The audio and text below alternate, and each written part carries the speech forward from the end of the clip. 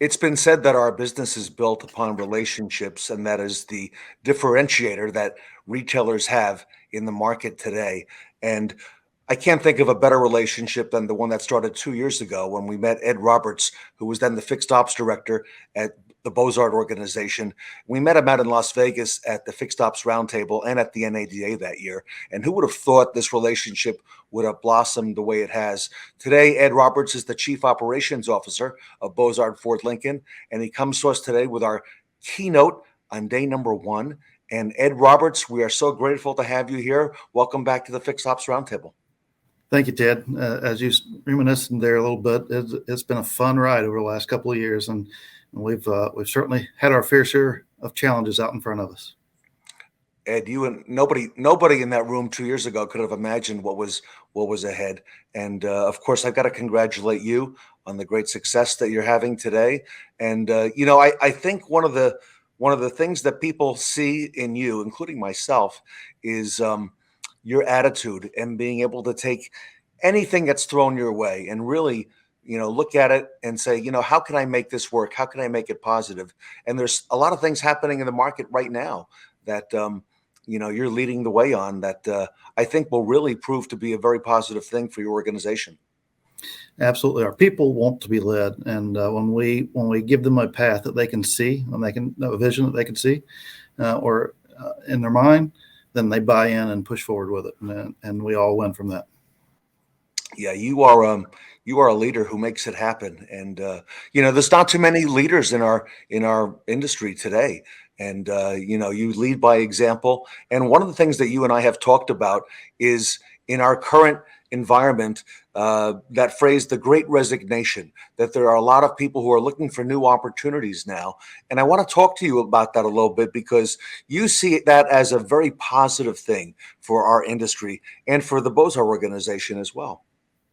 Absolutely, and that's a great segue into what I want to talk about today, because we look at the Great Resignation as people leaving their jobs and not committed to what they're doing, but really what they're saying is, now's the time for me to move around and find something that I want to do. And so it creates the opportunity for us to really reach out there and get some of the best candidates that's been available in quite some time, because typically the ones that we end up hiring are the ones that really, they're the ones that nobody else wants, or maybe they're a little bit challenged on something. But right now we have really good people out there looking for a job. So yes, there's a lot to be said about the Great Resignation, but we're embracing it and we're rolling with it. And if we can grab some people from it, we continue to grow our business with that. And so I'll carry right into what I want to talk about. And we talk about what millennials, that they don't want to do this and they don't want to do that, but what they're really saying is, hey, give me a path. And if we give them that path, they will follow you. And we try to keep squeezing something more out of them in the roles that they're in. And what we really need to do is train them in those roles and prepare them for the next role. And then we'll get the maximum performance out of them, because they'll chase that next role at that point.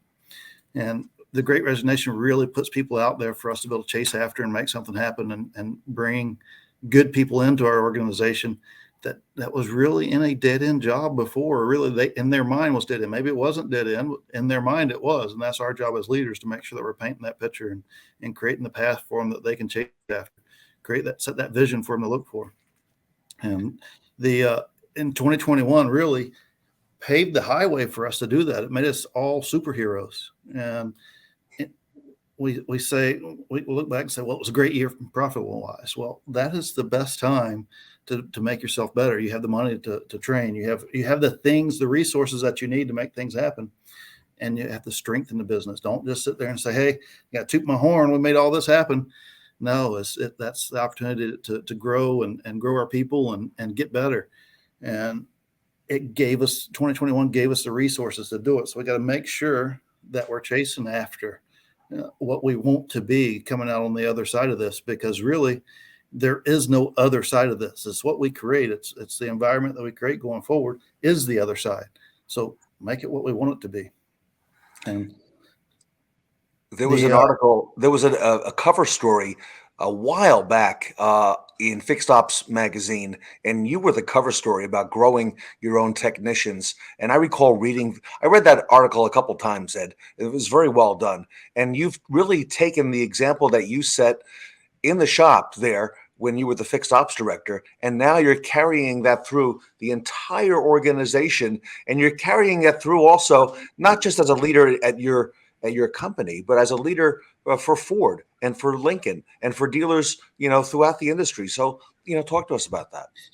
Well, our best people are people within, and when we look to go outside and try to find somebody, what we're really finding is people that are not happy in their other role, or that just want something different. They're not getting the title that they want. Well, our people here, our people around us, are people that's already and focused on what we're doing and involved in our culture. They want more. They want to grow within us. And when we look inside, the people that we need are already here. And then we just need to find their replacements once we move them up. And so taking that, yes, that started with us in fixed ops, and then taking that throughout the store, it creates that cohesive environment where people are pushing forward because they want to put themselves in the best position to be able to grow into that next spot, and then they pick up the ones that we move in behind them. Because if they have a fear, and it's not necessarily a fear, but let's call it that for a minute, if they have a fear that whoever comes in behind them doesn't perform well, they may have to go back to do that role. So they'll support that role as well to make sure that they perform. And it just continues to embrace a supportive environment and a supportive culture. We got to look within our people and find the right person that really fits the structure of the role that we're looking for. And those we know those people, the people that we know best are the people within our organization. So we already know whether they can fit that role. We're guessing whether the one that we hire from the outside can fit that role. But we also, another key element, Ted, to doing that is we also need to lose the fear of training our replacement. A lot of times we protect our own job and we hold people back from doing that. I want to train my next replacement, no matter what role I'm in, because what I'm doing is when you do that, everybody's job becomes easier because everybody understands the roles that's in front of them. But we hold ourselves back from creating the dynasty that we want when we don't train our replacement. I want the next guy underneath me to be able to do my job as well or better than I can, so it continues on when I'm not here as well. But people are leaving their jobs at a faster rate than ever before, simply because they don't have a lot of what we're just talking about here. They don't have the opportunity to grow into that next role. And if they do, if we are looking at them and we haven't told them, they're looking for a job already. Hang on, do things to hang on to the people that you have, if they're the right people, and create that path. Each person that you have should know what their next role is. That way they can work towards that next role or the next roles that's available, and post within so that they know that when a role gets vacated, that they can move into that, and maybe they'll prepare themselves for it, even if it's in a different department. We have detailers here that are very successful car salesmen now, and you wouldn't think that would be a normal transition, but you got to paint the picture for that to happen. And when we dial into what our people are capable of, then we can really put them in position to excel. And Ted, you've been through this before, where you spend most of the day and you feel like you hadn't been able to make anything happen. It's been non-productive. You've been spinning your wheels all day long. Well, what you've really been doing is reacting to things or trying to handle things that you're not necessarily comfortable with or not necessarily effective with.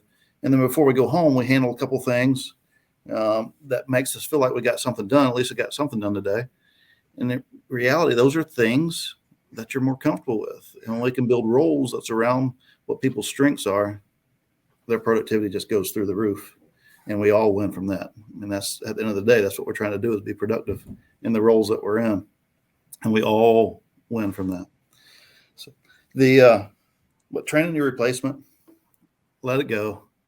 Nobody's going to replace you if you're doing what you're supposed to, but have them prepared to come in behind you when the time is right. And look out there at what's available, because there is tons of people that is available to us right now. Because the Great Resignation doesn't mean that they're not going to get a job. It just means they didn't see a future in where they're at. And it's a huge opportunity for us to grow and go forward. A lot of times we hire people. Another point I want to make is a lot of times we hire people and then micromanage them to do this and to do that and adopt this eye, and hire them, figure them out. Don't create the stress, because micromanaging people is a good way to either get box checkers to work for you, or someone to look for that next job, because we're sending them home stressed to the max. they're not able to perform at the level we want to. But you also learn what they're capable of when you lift the reins a little bit there. Yes, you have to guide them, but don't micromanage them. Let them be who they are, and they will shine. And a lot of leaders in our industry for a long time now know who Ed Roberts is. I recall a conversation I had a couple fixed ops roundtables ago with Mike Maroney, who, as you know, he helped get AutoNation and Republic Industries started and built that Goliath there. And I mentioned your name to him. He says, I've heard of Ed Roberts. I don't know him personally, but I know a lot of good things that he's doing that people tell me about. So the word is out there. And as we go into 2022, what advice do you have for the leaders in our industry that you'd want to share with them now today on the Fixed Ops Roundtable, things that they need to be aware of and prepare for this year? Well, your loyal people are the people that show up there already every day. And with the Great Resignation, capitalize on the people that's out there. Strengthen your business. Make it what you want it to be. If you're cringing if someone comes into your store and gets connected with this person, well, you got to do something about that. It's our opportunity to put them in a role where they can excel, where you're not cringing, and then bring someone in behind them to fill that role. So the pool of people that's out there is huge. It's bigger than what it's ever been. And it's an opportunity for us to bring in the people that we need into our stores and to further make another 2021 this year and next year and the following year. Because 2021 made us all look like superheroes. Now it's time to strengthen our business so we can continue to be superheroes and create the dynasty that we're looking for. Ed Roberts, great advice looking ahead into 2022 and beyond from one of the great leaders in our industry. Ed, thank you so much for what you do on behalf of the Fixed Ops community, and we appreciate you so much. Thank you, Ted. Thanks for having me. Ed Roberts, the COO of Bozard Ford Lincoln, here today at the Fixed Ops Roundtable.